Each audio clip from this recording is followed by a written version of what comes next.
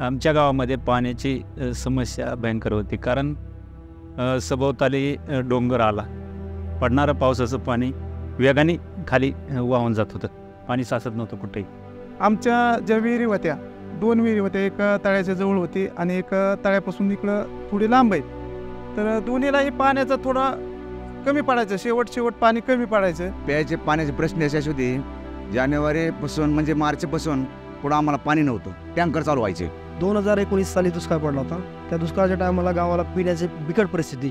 जनावरांना पाणी नव्हतं, गावाला लोकांना पियाला पाणी नव्हतं, सांडायला पाणी नव्हतं. आणि जे येतं ते पावसाचंच पाणी साठते आमच्याकडे. असं लांबून कुठं एखादा मोठा वडा किंवा असं नदी वगैरे आमच्याकडे काही नाही. मग काहीतरी ह्याचा कुठंतरी शोध म्हणजे हा कायमचा प्रश्न मिटावा हे आमच्या बऱ्याच दिवसांनी मनात होतं. नंतर नाम फाउंडेशन तर्फे टू 10 मशीन आणि कर्जत जामखेड विकास संस्था त्यांच्या माध्यमातून 75% डिझेलचा खर्च देत होते. 25% शेतकऱ्यांना म्हणजे लोकांना सहभागातून भरायचा होता. 25% त्याच्यामधून डीप CCTचं काम आणि तलाव खोलीकरणाचं काम सुरू केलं.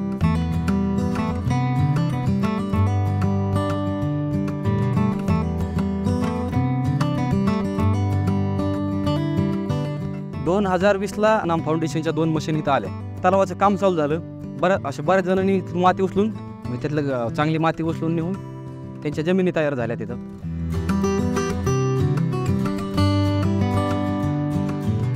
गावात जी पडके घर आहेत त्याचे सगळे दगड आणून याचे पिचिंग करून घेतलेली आणि 1.5 महिना हे काम चाललं. पाऊस पडल्याच्या नंतर ते डीप CCT जे चर घेतले होते त्याच्यामध्ये पाणी साचलं गेलं. पाणी साचल्यामुळे ते जमिनीत मुरलं गेलं. तलावामधलं खोलीकरण झाल्यानंतर त्याच्यामध्ये पाणी साचलं गेलं आणि ते पाणी साचल्यामुळे जमिनीतून पाण्याची पातळी वर आली. विहिरीला पाणी वाढलं आणि बोरला पण पाणी वाढलं. म्हणजे सगळी जमिनीची पाणी पातळी वाढल्यामुळं भरपूर पाणी साठा झाला. तर आता अशी परिस्थिती उन्हाळ्यात सुद्धा इथलं पाणी कमी पडत नाही. तर अगोदर जानेवारीमध्येच आम्हाला टँकर चालू करावं लागत होतं. आता या वर्षी 2 वर्षापासून आम्हाला टँकर एकदम पूर्णपणे बंद झालेलं आहे. मी टिपर लावून त्याचा मुरुम आपल्या वावरात टाकला आणि ते लेवल करून पहिलं पडक होतं. आता ती जवळजवळ 1 एकर वय झाले आणि त्याच्यामुळं आता तुम्हाला उत्पन्न तूर वाढली, सोयाबीन वाढलं आणि त्याचा फायदा मला झालेला आहे.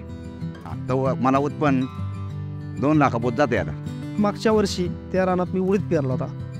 तर ते उडीद म्हणजे असं ते काळा पण नव्हता आला.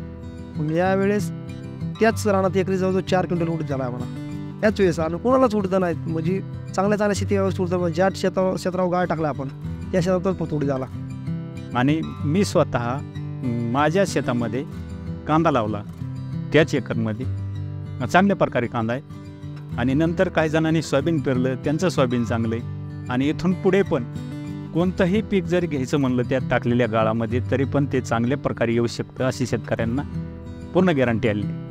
तर आता हे झाल्यापासून उन्हाळ्यात भाजीपाला थोडंफार खावायला पण होते आणि जे फळझाड आहेत ते पूर्ण जगायला लागले.